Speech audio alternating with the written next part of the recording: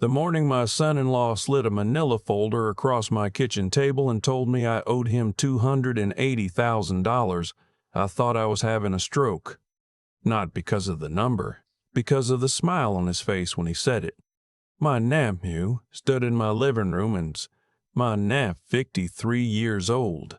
I spent 31 years as a licensed electrician in Harrisburg, Pennsylvania, union work, honest work, the kind where you know at the end of every shift exactly what you built and exactly what you earned. I retired 2 years ago with a paid-off house on Clover Street, a decent pension from IBEW Local 229, and a bad left knee that had been threatening to give out since 2019. My wife Carol passed from ovarian cancer 4 years before I retired. I never remarried. I didn't want to. What I had was my daughter. Natasha was 31 when all of this happened. She was the kind of kid who drew on every wall in the house and cried when we moved, because she didn't want to leave her handprints behind. I had kept every report card, every school play program, every birthday card she'd ever given me in a shoebox in the hall closet. She called me every Sunday. She sent me articles she thought I'd like. Stuff about classic cars, electrical codes, recipes for the beef stew I used to make in winter. She married Brandon Kowalski 3 years ago. I stood at the front of that church, and I cried because I was happy for her. I shook his hand at the reception and told him he was getting the best person I'd ever known. I meant. Brandon worked in real estate investment. That was how he always described it, real estate investment, with a kind of easy confidence that men use when they don't want you to ask follow-up questions. He'd had some successes, he said. A few commercial properties in Lancaster, a residential flip in York that turned a profit. He drove a Lexus that I later found out was leased and wore shoes that cost more than my first car payment. I didn't trust him exactly, but I didn't distrust him either. He was my daughter's husband. I gave him the benefit of the doubt the way you do. About 8 months before that morning at the kitchen table, Natasha called me on a Wednesday, not our usual Sunday, and asked if they could stay with me for a while, just until they got back on their feet. There had been a deal that fell through, she said, an investment property in Cumberland County that didn't appraise the way Brandon had projected. They were behind on rent. Nothing serious, she said, just a temporary setback. I said yes without hesitating. They moved in 2 weeks later with 3 carloads of stuff and Brandon's dog, a big muddy golden retriever named Captain that he let run through my backyard and dig up the garden beds Carol had planted the year before she got sick. I didn't say anything about the garden. I figured I'd replant in spring. The first month was fine. Natasha cooked dinner twice a week, and the 3 of us would sit at the table and talk. Brandon was charming when he wanted to be. Good stories, easy laugh, always refilling your drink before you asked. I started to think I'd been too guarded about him. The second month, he started working late, or said he was. He'd come home after midnight smelling like a bar, and I'd hear them arguing through the wall in low, careful voices that neither of them wanted me to hear. By the 3rd month, the arguments weren't so careful anymore. I heard you promised, and you told me this was handled, and once, very clearly, Douglas cannot find out about this. I lay in my bed and stared at the ceiling and told myself it wasn't my business. They were adults. They were working through something. Every marriage has its hard seasons. I told myself a lot of things that turned out to be wrong. The folder appeared on a Tuesday in March. I had just come back from my physical therapy appointment, the knee, same as always, and I was making coffee when Brandon came in from wherever he'd been and sat down across from me without being invited to. He set the folder on the table between us and pushed it toward me with 2 fingers, like a dealer laying down a card. "We need to talk about this," he said. I opened it. There were bank statements, loan documents, credit card statements from 3 different accounts, a letter from a private lender in Philadelphia with a firm name I didn't recognize, and at the bottom, a repayment schedule with my name typed at the top. Douglas R. Mercer, borrower. "What is this?" I said. It's the situation, Brandon said. I've been managing it, but I'm at the end of what I can do on my own. I went through the papers slowly. The accounts were in my name. The signature on the loan documents looked like mine. The same slight backward lean I've had since 8th grade, the way the capital D hooks at the bottom.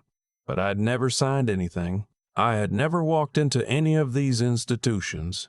I had never borrowed a single dollar from anyone in my life except the mortgage on this house, which I'd paid off 11 years ago. I never signed these, I said. Brandon didn't blink.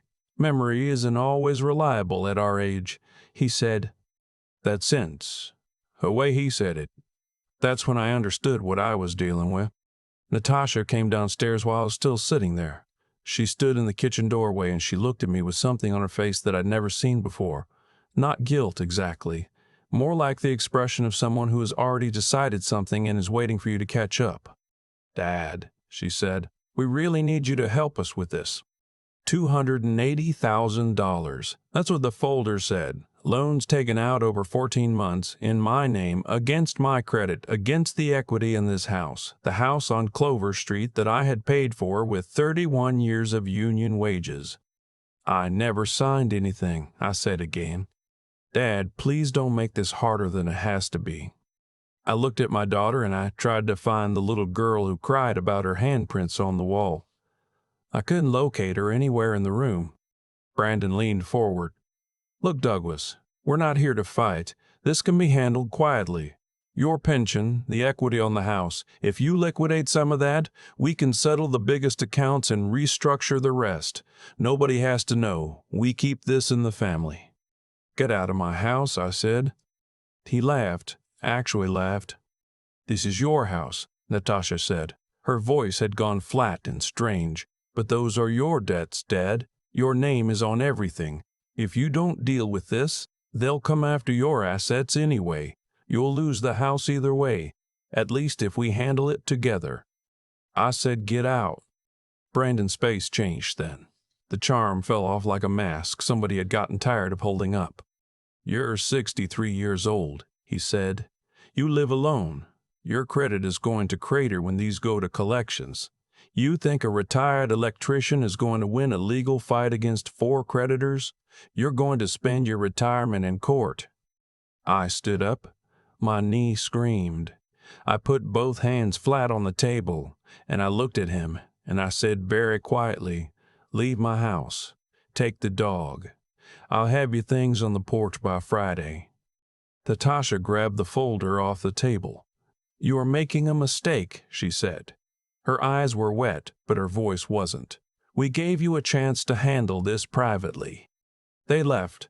Not immediately. There was another 20 minutes of voices in the upstairs hallway, drawers opening and closing, Captain barking. But they left. I stood at the kitchen window and watched Brandon load things into the Lexus with the efficient movements of someone who had rehearsed this. Natasha didn't look back at the house.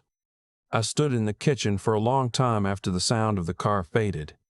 Then I picked up my phone and called my neighbor, Art Sobiski. Art is 71 and retired from the Harrisburg Police Department after 28 years. He lives 2 houses down with his wife, Bev, and he has a habit of being exactly the right person to call when your life has just gone sideways on you. I'd helped him re-roof his garage 3 summers ago. He'd sat with me the night after Carol's funeral, when I didn't want to be alone but also couldn't talk to anyone.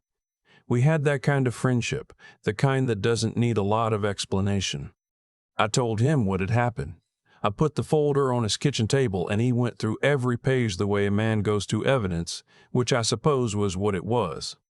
Forged signatures, he said. It wasn't a question. Has to be, I said. I've never been inside any of these institutions. Art pulled out his reading glasses and looked at the private lender letter. This outfit in Philadelphia, you recognize this name at all? Never heard of it in my life. He set the letter down and looked at me. Douglas, you need an attorney today. Not tomorrow, today. I know. And you need to file a police report. What he did, what they did, is identity theft and fraud, potentially wire fraud if any of this crossed state lines, which that Philadelphia account probably did. This isn't a civil matter, this is criminal. I had known it somewhere under the shock of it, but hearing Art say it out loud made it real in a different way. My daughter had helped someone commit fraud against me. She had stood in my kitchen, in the house I'd owned since before she was born, and told me to pay debts that had been stolen from me. Art drove me to the police station himself. Bev came too and waited in the car and didn't make a fuss about it, which was the kindest thing anyone could have done. I gave my statement to a detective named Fowler, quiet man, thorough, asked his questions twice and wrote everything down. I handed over the folder. They made copies and gave me back the originals. On the way home, Art called his former partner, a woman named Sharon, who now ran a small practice in Camp Hill specializing in financial crimes. She agreed to see me the next morning. Sharon Aldridge was the kind of attorney who made you feel, from the first 5 minutes, that the situation was serious but survivable. She went through the documents with the focus of someone diffusing something. She asked about my financial history, my credit activity over the past 2 years, any accounts I'd opened or closed. I'd opened nothing. I had changed nothing.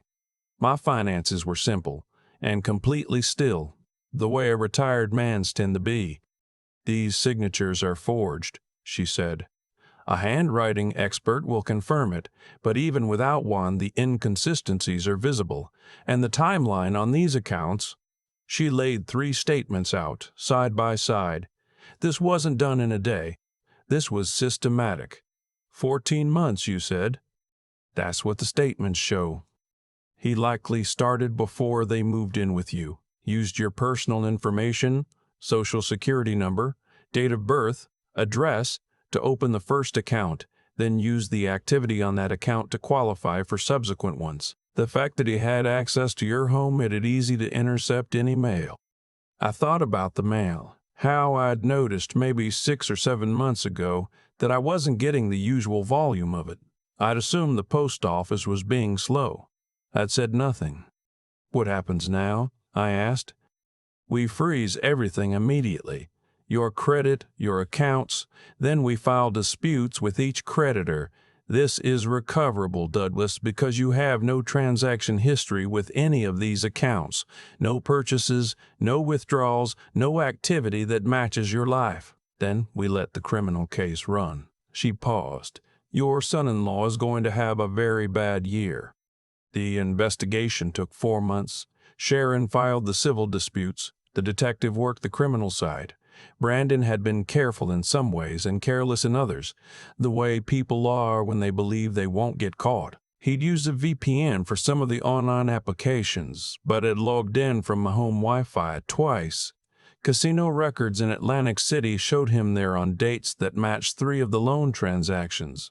His phone put him at a check cashing place in Philadelphia that was flagged in 2 of the accounts. Natasha retained her own attorney when she was contacted by the detective. That was how I found out she had known more than she'd let on at the kitchen table. Her attorney negotiated a cooperation deal that required her to testify about when she'd first become aware of what Brandon was doing. She had known for 8 months. She had known and stayed and brought me that folder and looked me in the eye and called it our situation. I won't describe what that felt like. Some things don't need narrating. Brandon Kowalski was indicted on 11 counts: identity theft, bank fraud, wire fraud, and forgery. He pled guilty to 4 counts in October to avoid trial. The judge sentenced him to 38 months in federal prison and ordered full restitution. The creditors, once the fraud was established, cleared every account for my name. My credit score, which had taken a significant hit during the process, was restored. Natasha received 2 years of supervised probation for her role. Her attorney had argued that she was under duress, financially dependent on Brandon, afraid of him. Some of that may even have been true.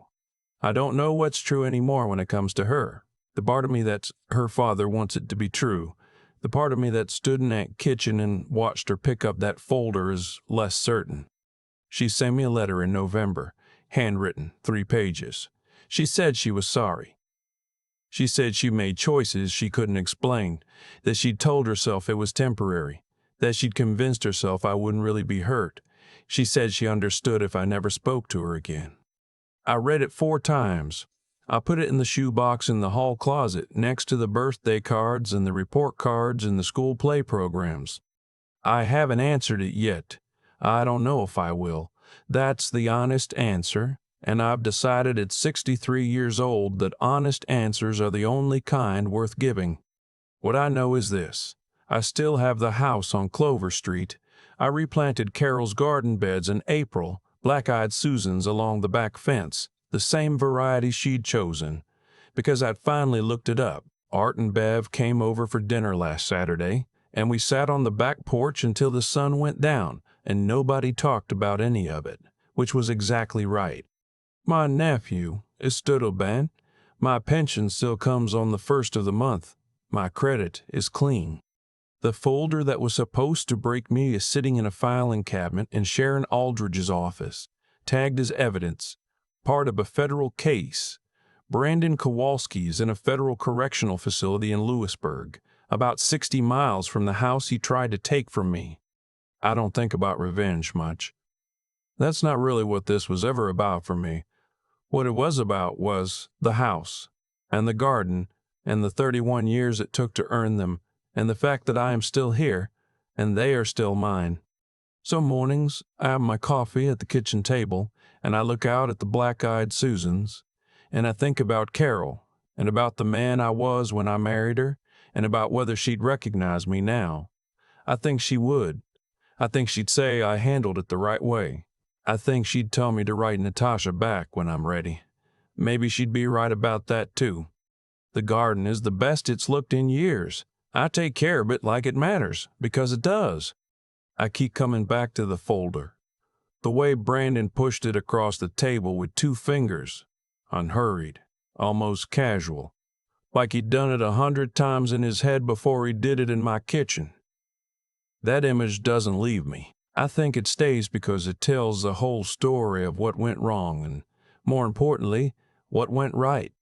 What went wrong was gradual. I let people into my home without asking hard questions because I was lonely and I loved my daughter and I wanted to believe the best. That's not stupidity. That's just being human. But I've learned that being human doesn't exempt you from consequences. The kindness I extended over 14 months was the same kindness that got used against me. Actions have weight, even the generous ones, even the ones made from love. What went right started the moment I said no. Not the moment the lawyers got involved. Not the moment Brandon was indicted. The moment I looked at that folder and trusted what I knew to be true about myself. I had never borrowed $1 I didn't earn. I had never gambled. I had spent 31 years doing work that required me to know exactly what I was doing and why, because a wiring mistake doesn't argue with you. It just burns the house down. That kind of work teaches you something about being honest with yourself. I knew those signatures weren't mine. I didn't let anyone talk me out of that, no matter how calmly they tried. That clarity, knowing your own history well enough that no one can rewrite it for you, that's something I'd taken for granted until the day I needed it. I'm glad it was there. Art is the part of this I think about most, not the investigation, not the sentencing. Art, driving me to the police station at 63 years old on a Tuesday afternoon, Bev waiting in the car without being asked to explain herself. He didn't tell me what to feel. He didn't tell me to forgive or not forgive. He just said, "Here's what this is, here's what you do next, and I'll come with you." That's what real steadiness looks like in another person. I'd spent years being that for other people without fully understanding what it cost or what it was worth. Now I do. The part that still sits heavy is Natasha. I don't say that to be dramatic. I say it because it's the truest thing left in all of this. She made choices over 8 months that she has to carry. I can't carry them for her, and I won't. But I also won't pretend the shoebox in the closet doesn't exist, or that the little girl who drew on the walls has nothing to do with the woman who stood in my kitchen holding that folder. People are not just their worst moments. I believe that. I have to believe it because I've made my own mistakes, and I'd want someone to hold that door open for me too. What I know at 63 is that none of what happened to me was random. The fraud was possible because I'd been careless with my documents and too willing to avoid uncomfortable questions. The recovery was possible because I'd spent a lifetime building the kind of character that made people like Sharon and Art willing to show up. You don't get to choose what hits you. You do get to choose what you've built before it does. The black-eyed Susans came back this spring without me doing anything. I'd planted the bulbs in April and then half forgotten about them, the way you do with things that don't need managing. I walked out one morning, and there they were. Carol's flowers bright against the fence, like they'd always been there. Some things, if you give them enough time and enough honest care, just grow.